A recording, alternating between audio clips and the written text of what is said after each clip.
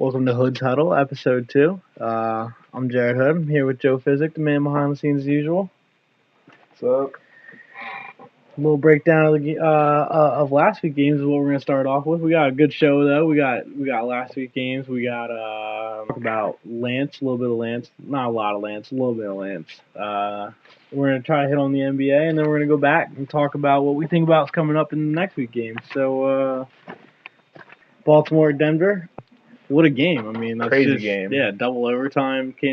Not even it counted. Every play counted. Absolutely. In that game. All the games this weekend were pretty intense. Yeah, Can't but I think argue. this was the topper of them all. I mean, obviously, I would double agree. overtime would You would can't make argue. it better. Double overtime in the playoffs doesn't get much better than that. No, absolutely Free football not. for everybody. Yeah, and then you have Flacco playing out of his mind versus Peyton, who is Peyton. I mean, just dropping dimes all over the field. Yeah, both of them. I thought Peyton got a little tentative, but overall, he played a great game. I mean, Flacco, those deep bombs all game were what. That's what Flacco does. Yeah, he's best at it. Most of the balls go to the same side. I've been seeing multiple reports that he's a better thrower to his right side, to his left. I mean, there's just how do you not defend that? If that's the truth, how does nobody defend this? He's throwing some monster balls out here. And I mean, you got to give credit to the wide receivers too. Absolutely, they made some ridiculous adjustments. They're so fast. They're outrunning every DB on the field. It wasn't fair. No, but even the underneath stuff though, I feel like even we're just talking about his deep ball. He has a great deep ball, but even the underneath stuff absolutely. Making great decisions. He made great decisions, kept him in the game for the whole game. I mean, that's how you win playoff games. That's how you win playoff games. Flacco on the road was unbelievable. Big letdown by the Broncos defense in this one. They really could have had it, and they let that one go. Well, the 2 touchdown lead, and then how do you do that at the end of the game like that? I don't care what kind of defense you're playing. You don't let the receiver behind you. You just don't do that. Yeah, that was terrible. Bad angle, not. Well, I don't even know what his attempt to try to go up and bat that was. Like, what are you doing? Just go for the tackle. He's a good 5 yards you can deep. Let him catch it. Just give yourself a chance. That's a great tackle. Just turn around. If he catches the ball, he catches the ball. Pull him out of bounds. The chances of them, even at the 20-yard line and scoring a touchdown with 30-some seconds left, it just puts all the pressure in the world. Anything can go wrong. Instead, you got a touchdown tie game, and then you blew it. Then you take a knee after I don't 2 timeouts, 31 seconds left. I don't agree with that at all. I mean, granted, the Baltimore defense was playing well. Ed Reed was back there. He was making sure Peyton wasn't getting those deep throws or anything. But how do you not at least try with 30 seconds left in the game with 2 timeouts? He's the smartest quarterback in the game. He's not going to make a mistake. I understand the decision because if he does make a mistake, you're giving the game away right there without even a question. I mean, another tip ball picked off, a bad snap, anything, it's game over. But now you left it down to a coin toss. And granted, while that wasn't the deciding factor, I mean, it's never good. If they would have went down, if Baltimore got the ball first, if they would have went down there and scored right away, game would have been over, and Peyton would have never got the ball back. The last time he would have touched it would have been a knee. That just blows up into a whole bigger ordeal. But still, taking a knee with 31 seconds left, I mean, you throw a 15-yard pass, and you throw another 15-yard pass, who knows with the time and timeouts what you're going to do, but you give yourself a chance. You got to try. I think you got to try. I understand it though. I don't think it was the worst move in the world, but I think it's definitely okay. How about Ray Lewis though? Lewis, I mean, being Ray Lewis, 1-9 against Peyton Manning. He had a good game. I mean, overall, not just Ray Lewis had a good game. That defense, he sparked the defense. He was just emotionally, absolutely with everybody. I mean, I think they all played a little bit of a better game, knowing he hasn't beat Manning. What's on the line, I think, once the first ball snapped, they're not thinking about that anymore. And the Ravens are really doing this for Ray, too. They're really trying. Absolutely. It gives them a little bit of hype up, a little bit of momentum. We'll see. Game could have went either way, though. I mean, Peyton throwing that in overtime, I thought Peyton had a great overtime until the pick. Yeah, I really do. I think all game Peyton was throwing the ball kind of like 50-50. Some passes were good, some passes were bad, but he got into overtime. He got into a whole different zone. They kept moving the ball, couldn't score. They were moving the ball, and then the pick. I mean, that was it. Big play. That was a bad decision there. But my man stepped up, made a huge play in that situation, and then the kick through, and the Ravens are on to the next round. That's what happens. It was a good game. It was a good game. Great game. Packers Niners. Outstanding performance from Colin Kaepernick. Only storyline of the game is Colin Kaepernick. I really think he just after that first interception, I think he's so young that he's naive to the fact that maybe this doesn't happen. But he just turned around and threw a pick six, and then he was like, okay. He was like, all right, next. I'll walk back on the field and run a 20-yard touchdown in. A ridiculous drive before that, and then great decision there. I mean, granted, he absolutely did kill it, but the Packers' defense isn't anything special either. But they're yards per game, they were 11th, and that was about their best statistic all year. But I mean, other than that, they have a million holes to fill up on that defense. They didn't seem like they could stop anything that night. Kaepernick scored at will almost. Yeah. Going into that game, I think we both picked the Packers because we realized that anybody needs to score 4+ touchdowns to beat the Packers. Because the Packers were going to score 4 touchdowns on anybody's defense. And here Kaepernick goes out and puts a 40-point game up. Especially in his first postseason. You couldn't expect that. That's unbelievable. I mean, there you go. I mean, he broke Mike Vick's record. Yeah. Most impressive. First ever playoff game and you're going to break a record. I mean, that's the way to do it, I guess. How do you top that? It's impossible. It was a great game, though. 4 touchdowns for him. I mean, their defense was in on every single. They were in the backfield. I think even on run plays, Aaron Rodgers was getting hit. I mean, he was on the ground every single time he got the ball in his hand. Not like the Packers run the ball, but yeah, Aaron Rodgers was getting crushed all game. And he still had a good game. He still had a great game. That first half was unbelievable. That was a great first half for both offenses. That was a great first half. Niners defense stepped it up in the second half, though.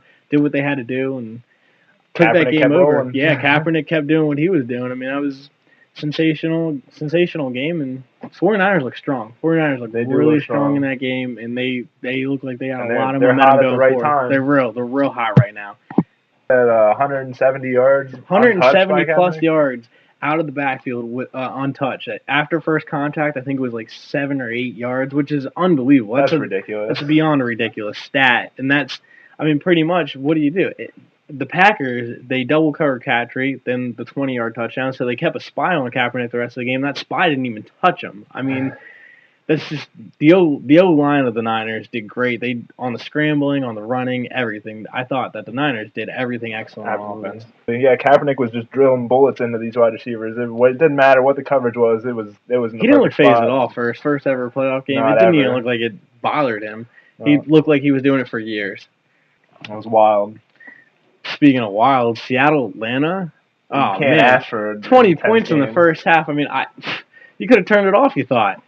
Obviously, nobody did, but really, unbelievable. I mean, Seattle didn't look like they showed up at all. The 1 o'clock start. I mean, do you think that's what it was? It might have been. It might have been a little bit, with the West Coast, East Coast deal. Atlanta also came out a little determined to say, "Hey, we know everyone's talking crap on us for the last forever because of how good of a season we had, but it's the playoffs. Can we do it?" They came out there. They made a statement in the first half, and you were like, "Whoa, all right, there's a whole different Atlanta team than before." Second half, Russell Wilson. Not. I mean, Russell Wilson. Russell Wilson definitely made it. One of the most impressive second halves I've ever watched a quarterback play. I mean, he just came out there, and the exact opposite happened. It looked like Atlanta couldn't stop him at all. I mean, some bad clock management, I think, really horrible clock really killed the Seahawks. They could have won. They had 2 field goal opportunities they didn't take. Run the clock down a little bit more. I mean, I think that's something, and I don't understand it because week after week, year after year, we see people just always ruining games, seasons with clock management. How do you not have somebody on the sideline just paying attention to clock management for you? How do you lose track of that much? And I understand head coaches. Like, there's a lot going on. There's a ton of stuff going on. And head coaches might not be able to understand how to do that, do both things at one time. I understand that. I don't know if I would be able to. Get somebody to watch the clock for you on the sideline, though. Make sure the other team doesn't have 45-plus seconds to go down the field and score on you. This is the playoffs. I mean, this is a big situation. The fact that they ran the ball in and, acted like they had the game won with almost a whole minute to go, Matt Ryan stepped up and said, "I'll be Matty Ice for the first time in the playoffs." I mean, that was... Do you think he proved himself? I mean, with they started off hot. They almost gave it away. The Seahawks defense is good, but are they that good? I mean, they're a solid unit. They're solid. But I mean, they just got ran down their throat. Did Matty Ice finally really get the monkey off his back? I mean, he finally won his first playoff game, but I think so. I think so, but obviously this week tells a whole lot of the story. But I think that it's not the last 2 weeks of preparation have just been okay. Well, we got to go out there focused. We can't do what we did in the last playoff games. We can't out-psych ourselves, and I think that's what was happening in the other playoff games is that the last two start to be like, okay, well, everyone keeps saying we can't win. Can we really not win? They came out this week. The whole everything was focused. All their energy was focused on yes, we aren't the failure team in the playoffs. So I think the preparation this week compared to last week's better. I do think Matt Ryan proved himself. I just think it's a whole now different mental state, and I think that's all that really matters.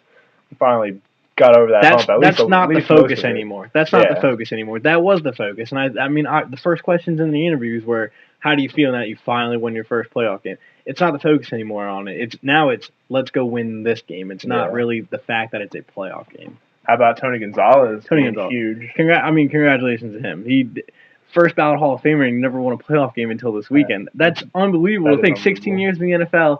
That's what they do. They play to go win the Super Bowl, and he, unfortunately, was always stuck on that team, never really good enough to actually do it. And then he went to Atlanta, always there.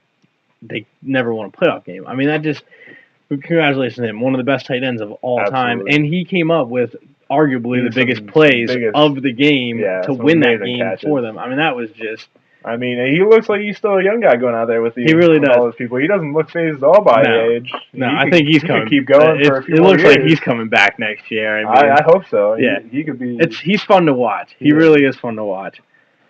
And then you move on to the Patriots Texans game. You just got done with this amazing game. Everyone's hyped up. You're excited. You want to go hit somebody after you just watch that. And then you get the Patriots Texans, and you get a pretty good first half, but the Patriots are the Patriots in Foxborough at home. That's tough odds. That's week 1 or week 18 for them. They don't really care. You know what I mean? That was incredible demeanor out there. They went out there and they did their thing. Tom Brady's just a doctor in the playoffs. And he has a running cutting everything up. Gronk gets hurt. They just throw in Hernandez, and he does the same thing Gronk does. Running back gets hurt, throw in the next guy. Green stepped up. He was huge in this game. He was better than the starting running back. He did better than they expected for the running game. I think it's a more physical Patriots team than people give him credit, and I think this week proved that because J.J. Watt had a good game. J.J. Watt had a good game. The rest of that defensive line, which is a pretty good defensive line, did not have a good game. And they ran, pretty much all over him, passing, running. That offensive line was unbelievable. I think it's a very underrated offensive line, way more physical of a team than people are thinking. And I think that was the difference in this game. And that play where it was early in the fourth quarter, Patriots just got a turnover, go deep on first down, and they didn't run any time off the clock. They go deep for a touchdown on first down, and Belichick's talking to his defense, looks over, he says, okay. That sums up what the Patriots do. They're about winning the championship. They are a machine. They don't. Nothing means they will embarrass you if they have the chance to embarrass you, and that's exactly what they did. Texans struggled. They just struggled. They did. It was. What do you think the missing piece is for the Texans then? Is it the quarterback? Do you get rid of Schaub? Is Schaub? Because he could go somewhere and light it up. Is it the offense? He's played well. Do you change up the offense for Schaub? But then you got Foster. You can't not include Foster at all. But Schaub isn't a guy who's going to go back there. They threw it 51 times in this game. Schaub's not a guy that can drop back to pass 51 times and you're going to win the game. If you have Arian Foster and you're throwing 51 times, I understand most of that's because they were down a lot in the fourth quarter. You just need a gunslinger to just throw. But at the same time, you got Arian Foster. If you're throwing the ball 51 times, you're probably not going to win. You're not balanced enough to beat the Patriots. A good Patriots team. But is that Schaub wasn't the reason they lost, but is he the missing link? Is Schaub the reason that this team isn't a Super Bowl caliber team? That's a tough question because no one takes he's played well all season, but no one takes them serious but no one takes him serious. The defense is a top 3 defense. One of the best running backs in the league. Andre Johnson, arguably the best. Calvin Johnson's the best wide receiver, but Andre Johnson's right there with him. Absolutely, Andre Johnson's fantastic. The rest of the receiving core isn't bad. They got good tight ends. What do you think about Alex Smith? He's going to be free. What do you think if maybe he would go to the Texans? Is he just a replacement? Is he Matt Schaub in a different number? That's tough. I feel like he's a little more mobile, but I think he's a little more mobile. At the same time, he's efficient. He's really efficient. He is. He's a really good game manager. He has proved. But he's never done anything other than for going to the NFC Championship last year, which was impressive. He hasn't taken too many more steps than Schaub has to really justify getting rid of Schaub. I don't know. I mean, that's something, if you break it down, you got to do a lot of research before you make a move like that. That's a tough pick, and at least we don't have It's something to bring up. That's something, I mean, that's something definitely to look at in the offseason. Even just replacing Schaub is something to look at in the offseason. Yeah. I think next year, Matt Schaub's starting quarterback opening week for the Texans. Yeah, I think so too. What's Peyton Manning's legacy after this? I mean, arguably his best playoff game where he lost. Arguably the best game he played and where he lost. Most of them he's thrown for like 110 yards and 2 picks, no touchdowns. Now he had a ridiculous game. I think he threw almost over 200 yards. I mean, he threw 2 touchdowns. He looked good. He looked really good. Defense is the reason they pretty much lost this game. He obviously threw the interception in overtime to set up the field goal, but overall, Peyton played a great game. What does he do?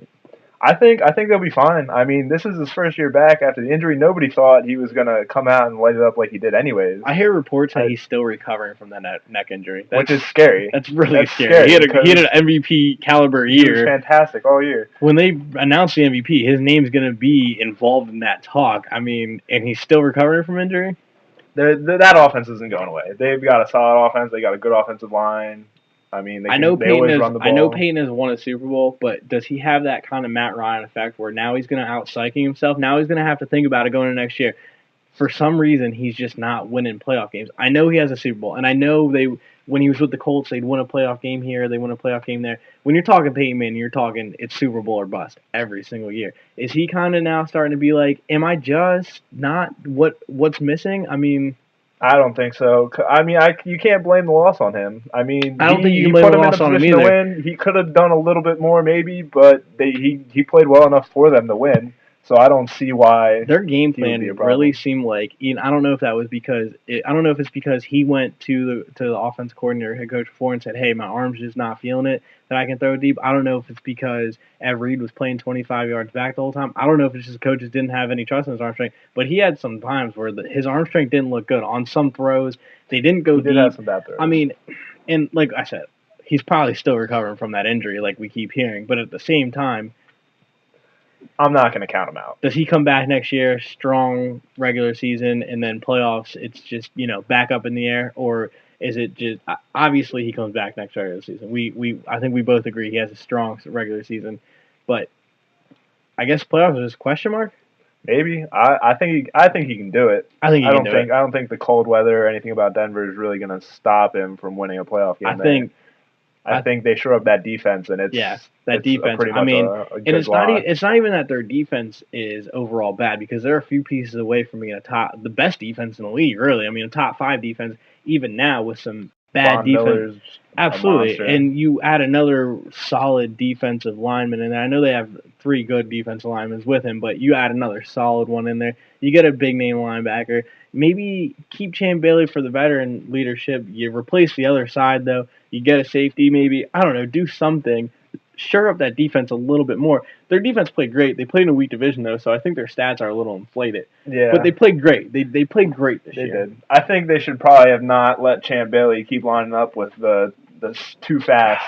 He just wasn't fast enough to handle him. Is it the age? I mean, is it the cold weather? He's getting up there in age. He's getting up there in age. That's just what it is. But I feel like they could have done a little more to give him some help, maybe. Yeah, absolutely. Anything could. They got to figure out a scheme out there, add the right parts. The Broncos will be fine. They're a Super Bowl caliber team this year. Next year, if they can only improve, honestly. But they lost their offense, and they fired their defense coordinator, but they lost their offensive coordinator. I mean, you have Peyton Manning. I feel like the offensive coordinator. And I heard a lot of the rumors are he wants to bring in someone he's familiar with, maybe an old coach somewhere along the line. Either way, they'll figure it out. They'll be fine. Figure out that defense. They're a Super Bowl winning team. We're gonna move on. We're talking about what the Broncos need to do is shore up their team. What do you look at the Packers and what do you think? The Packers definitely need some work. Defense and a little bit of offensive line. Yeah, when we were talking about this earlier, you were all about the defense. I think the offensive line is their biggest problem for me, but both sides. I mean, you could go either way. They need some work. They need to get a surefire running back too. I think that if Aaron Rodgers has the Broncos' offensive line and running game, I mean, do they lose a game? It's not. I mean, you get some kind of running game, and that offense is already unstoppable. That'll be huge for Aaron Rodgers. in any kind of offensive line. I mean, that was pathetic. That was embarrassing. He was on his back a lot. And he got sacked the most than any other quarterback did this year. He's the best quarterback in the league. Protect him. I mean, it shouldn't be that hard to think, we got to spend some money here. We got to go out there. We got to do it. And I know they went out and got Jeff Saturday last year, but it didn't really pan out. But, I mean, do what you have to do. Protect this guy. They need to do something. He's the best quarterback right now in the league. That doesn't last forever. I mean, you got a window. You better take advantage of it. And that defense, I mean, specific parts. They have good players, I think, at every level. The defensive line, the linebackers, the safeties, and the cornerbacks. I think they have great, at least one great player at every part. But, again, you got to get the right pieces around those good players. I think they had a little more speed on that defense, and they'll be decent. Yeah, I mean, they're getting a little up there in age. I mean, how long have we been hearing about A.J. Hawk and Woodson and Clay Matthews? Yeah, Clay Matthews. And Clay Matthews is still young. But how long have we been hearing about these guys? Yeah, getting a little older. They're getting there. I mean, some of them are still in their prime, but absolutely. Definitely on the later. But like I said about Rodgers, you got to get the right pieces around them now because they're in their prime and Rodgers is the best quarterback. But how long is this going to last? I mean, another 2-3 years, we can't be looking at the same defense and the same offensive line here. Texans, we talked about the quarterback struggles. Do you think anything else? I mean, other than that, maybe one question mark. They're a solid team. I don't really know what more they could do. Maybe a little bit on defense. Yeah, I mean, if they find the right upgrades, breaking down every position, they find out they can get a better player at a certain position, bring it around. But I think overall, they're a good team. They got a solid core going on. They need to figure it out. Figure out the Patriots. Figure out what there's something. Yeah, there's something missing, and they got to figure it out. And you're right, the Patriots, because it seems like the Patriots dismantle them no matter what the situation. What about the Seahawks? We're talking about teams that need these losing teams that need pieces. What do the Seahawks need? I mean, you got Russell Wilson, who is arguably a top 5 quarterback after his rookie year, which is ridiculously impressive. That is impressive. Their defense is pretty solid overall. I mean, you have Marshawn Lynch. There's not a whole lot that Miller even had a breakout game in the playoff game, so that's something to look forward to down the road for them too. Golden Tate was a bust as of last year. A lot of people were saying, look at him now. Exactly. I mean, there's just the Seahawks have an unlimited ceiling now. They can really go any place they want to. They're going to be a problem. I think they're going to be a huge problem next year for everyone else in the NFL. I absolutely agree. Transference from the NFL to touch a little bit on Lance Armstrong here. I don't even know how I feel about this. I really don't. I mean, I don't think that anybody's surprised about the doping thing anymore. I don't think anybody's like, oh my gosh, Lance Armstrong cheated. Like, I think years ago, most of the human race has come to the conclusion that every cycler until like the 31st cycler in the Tour de France probably doped.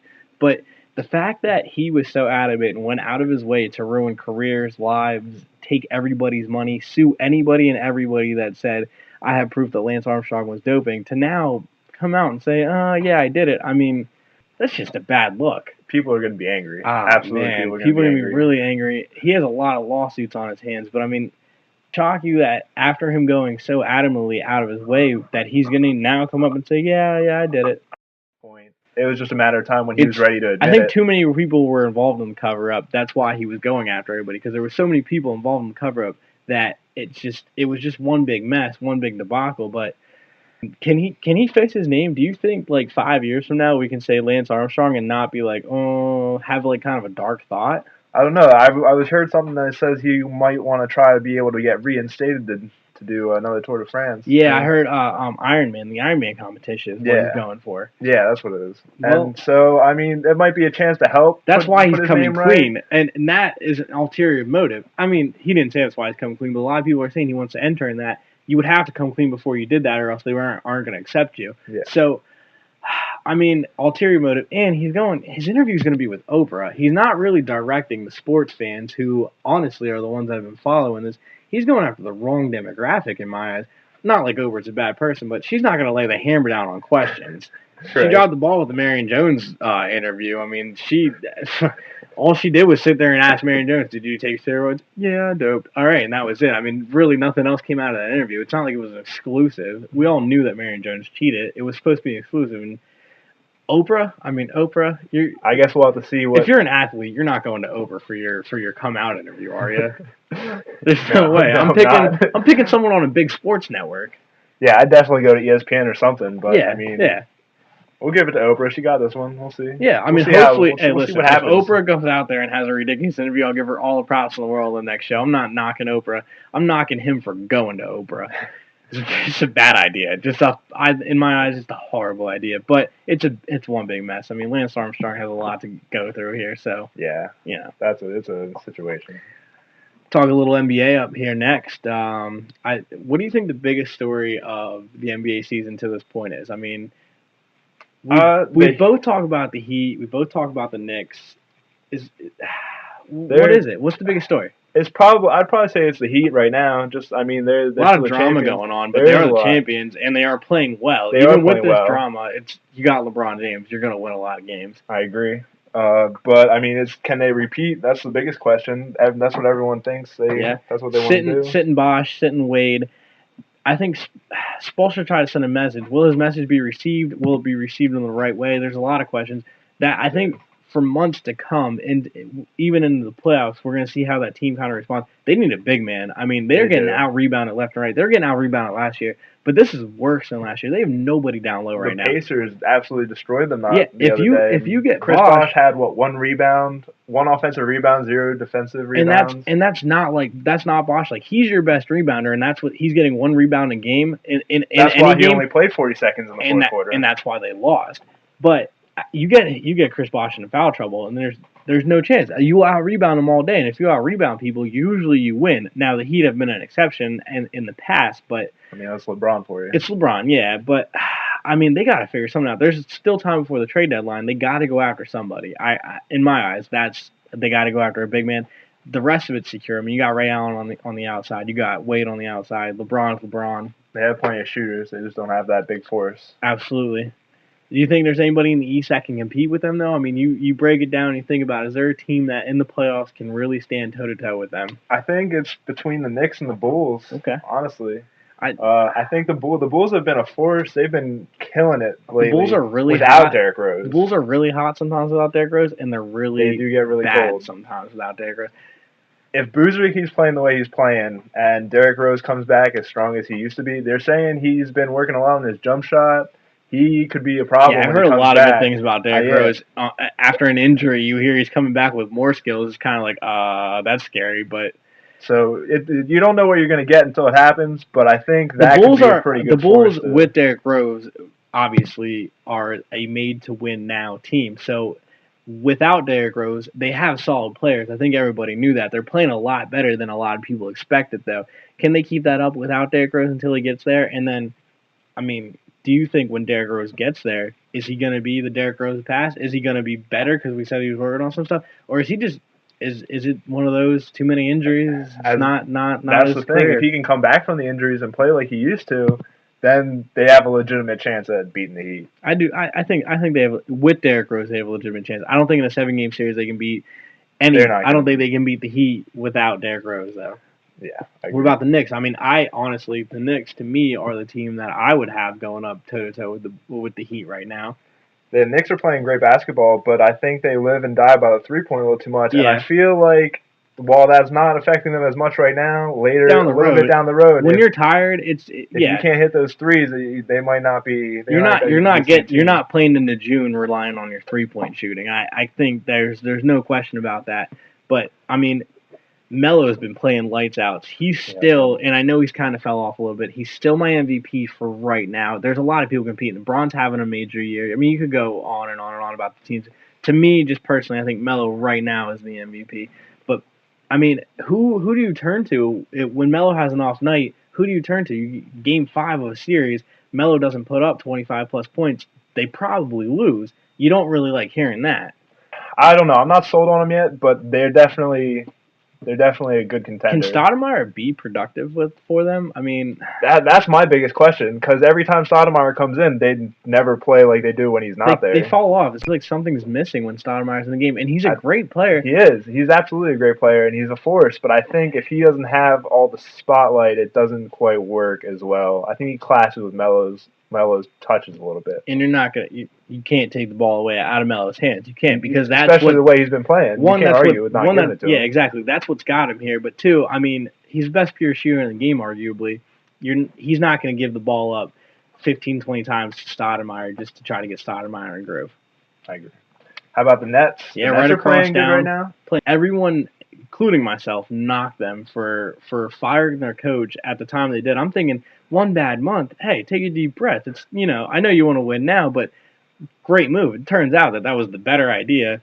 They saw something that they could do better, and they did it. At the same time, though, they've played some really bad teams in this stretch that they've been combined under 500. Yeah, but they played with new life, up tempo. I mean, a fresh face. I understand it's not like they're playing the top teams in the league on the streak here, but they played really well since they've responded well to the firing of the coach. Darren Williams, it's usually all on him night in, night out. Do they have the pieces to really compete in the East, though? That you break it down. To this point, they've played well. They had one bad month, but the rest of their season has been really above what anybody thought it would be. Right. Like they've got some good players, and they're definitely going to be a lot better than they've been. But I don't know if it's going to be enough to get them through the playoffs. Another team of good players, the Pacers, who we talked about giving the Heat a struggle. I mean, absolutely just dominate the Heat. They're a strong team. They're full of big guys. They have a ton of big guys. It's a star-powered league, and they are doing it really without any stars. I mean, they have just pieces left and right. They're the Sixers of last year, but better. They're the Pacers of last year, but better. They really they play good team basketball. They play really good team basketball, but can team basketball win in the NBA? That's yet to be seen. They're playing well, though. I mean, they're definitely a team to think about when you're talking about the East. They definitely are. Going to the West, OKC. Best team in the league right now. I don't think you can even argue the best team in the league right now. They've played out of their mind, 30-8 as of January 16th. That's a ridiculous record. That's not fair. Durant, I mean, it looks like that loss in the finals is taking him to another level, and you really didn't think that could happen. Yeah, well, and everyone said, getting rid of Harden was gonna be a big deal. It didn't really seem like it hurt him too much. I mean, I think they did a good enough job of bringing in Lamb and the rest of the pieces really around them. They got good shooters on their team to really make up for that loss. Lamb has played better than most people really thought in Harden's place. So I mean, but Oklahoma City is not much really more you can say than they're playing great basketball. The Clippers, I mean, are they for real? Great basketball. Are they for real? Is this the Clippers? I think this is for real. I mean, they're playing. That ridiculous streak was against. That was the Nets effect. It was against really bad teams, and I'm not taking that streak anything away from that streak because that's a ridiculous. I mean, that streak was 19, 20 games or something. Yeah. Like that. They're a fun team to watch. I enjoy watching them. They're definitely exciting, exhilarating. Yeah. Just all the dunks. Can they last through the playoffs though? I mean, can they? They're young. They're really not even young. They're immature, I think, because even you got Odom, you got CP3, you got Blake. You put pieces around. You did everything to have a good year this year. I think they're having a better year than even they expected. But overall, I mean, they definitely have a shot to make a good run. Talking about the same city here, Kobe and the Lakers. I mean, are they done? I don't know. Is Kobe having the best year of his career? Kobe's absolutely on fire. Is he having the best year of his whole entire career? And the Lakers they're not even in the playoffs right now. Yeah, it's rough to watch the Lakers and what Kobe's doing. Steve Nash. I mean, you gotta get Howard to step it up a little bit. You gotta figure out a way to get Howard to step it up some kind of way. Meta World Peace has gone completely off the map lately. I don't know where he played. Some games they have too many names. You don't even think about World Peace anymore. Every now and then he comes out and he shines a little bit. But he's disappeared. And in the championship year, he hit that big three or whatever. But overall, that whole year, he was a huge part of that team. I mean, right now, he just seems like the rest of the Lakers playing way off his game. They don't even look like they really care about it. Kobe's going out there. Kobe's the only one that cares about it. He's putting on his game face, and he's just killing it night in and night out. But it seems like everyone else is struggling. How can you struggle this long with that good of a team? Even Steve Nash said it. I think next year is our year. Is next year the year, though? I mean, if they're playing bad this year, don't you just dismantle that team and say, all right, Kobe's the only one playing. Let's put some better pieces around them. quite honestly, I think the D'Antoni signing was just their downfall. Well, absolutely. I think that, Mike Brown wasn't going to take him in the right direction. D'Antoni wasn't going to take him in the right direction. We've had many conversations about Phil Jackson was probably the coach that we would both have tried to go after, and understand the GM, the bust. He's not a fan of Phil Jackson for personal reasons, for whatever reason, honestly. But I mean, they got to be looking back at that as a ridiculous mistake. D'Antoni he seems lost with this team. He has a great team in front of him, and I'm not saying I can go out there and coach him, but I think a lot of people can go out there and coach him a lot better than he's doing. I agree. I mean, D'Antoni didn't work with the Knicks and Carmelo and everything. I feel like it's the same kind of situation. I don't know why they think it would work here. Their biggest problem in New York was defense when he was there. Their problem right now is defense. Defense, absolutely. And you have the best center in the league. How are you giving up like all these? And up until this year, he was considered a great defensive center, and now it seems like anybody can walk through that lane. I mean, other than Kobe, I really don't know anybody on that team that's putting out any effort. What about the Spurs? I mean, you're looking at we say every year they're too old. They're not going to make it. They're this, they're that. They sat players against the Heat. I don't know if it was a statement to the league. I don't know if it was he was really sitting players. Either way, they're old. They have to sit players because they play games like back to back to back. I mean, but they still do it. Every year we say, 5 years ago we were saying they're too old. They're still here. They have same players. They're still great players. Still winning.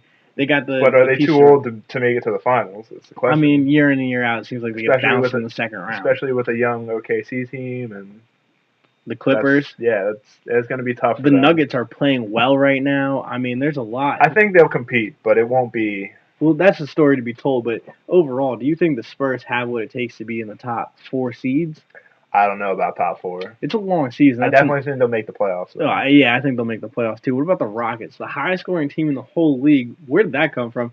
Everyone was like, horrible idea to sign Jeremy Lin. Like, the Harden thing was good. Everyone thought that was a bad move for Harden himself. They're the highest scoring team in the league right now. I didn't think Harden was going to come out and play like the way he is. They got a lot of good pieces around them that I think a lot of people didn't really know about. And they were an unknown team going into that. They were. Well, ever since Yao got hurt, they haven't been on the map, and everyone just kind of wrote them off. Yeah, the Tracy McGrady saga and all that. They're finally getting back. They're a franchise in the right direction. They're young. They're really young. They got a lot of potential coming up ahead. I think they got a solid team. We'll see. Can the Lin thing pan out forever? Can Harden play to this level for the next 2 or 3 years? That's to be told. But right now, they're a team to watch. They're definitely a team to watch. We're gonna round it out here with with our little preview of this weekend. The championship games. This is it. The winner goes to the Super Bowl. We're gonna start off with the late game, the Ravens at the Patriots, Foxborough, Brady. It's supposed to be cold, maybe a little bit of weather involved here. I mean, what direction do you see this game going in? I think it's going to be a fantastic game. Overall, I just think it's going to be really close. Last 2 times these two teams have gotten together, it has been a 3-point game both times, and they have been classics. They have been. With Ray Lewis momentum, Tom Brady's at home though, so it's going to be exciting. The Patriots and Foxborough, we said it last week. Patriots, Foxborough playoffs, it's impossible to go in there and be confident, yet the Ravens seem like they have all the confidence in the world. I mean, this is Tom Brady's element, though. This is Bill Belichick's element. This is what they do. They're all about the Super Bowl. No Gronk. Does that affect them? I mean, they've been doing it all year. It didn't seem like it affected him last week. He got hurt in the game, and it didn't seem like it's definitely an element that they'd be better if they had him, but they don't. I think they'll still be all right, though. Can Ridley have the same kind of game? Maybe. I mean, that's tough. Baltimore's a good defense. Now he's someone to watch out for. Baltimore, they definitely have to prepare for Baltimore, him now. I think, is a lot stronger on the run than the pass, which overall in this league probably isn't good. But they've made it work to get to this point. They've been playing well. They played a solid enough game against Peyton. We talked about how we thought Peyton had a good game, but on the flip side, I thought that defense did a really good job of containing Peyton into his own element, to where they let him do his own thing, but at the same time, they didn't give him the big game that Peyton would have to just demolish them. Can they contain Brady? I mean, can they go out there and...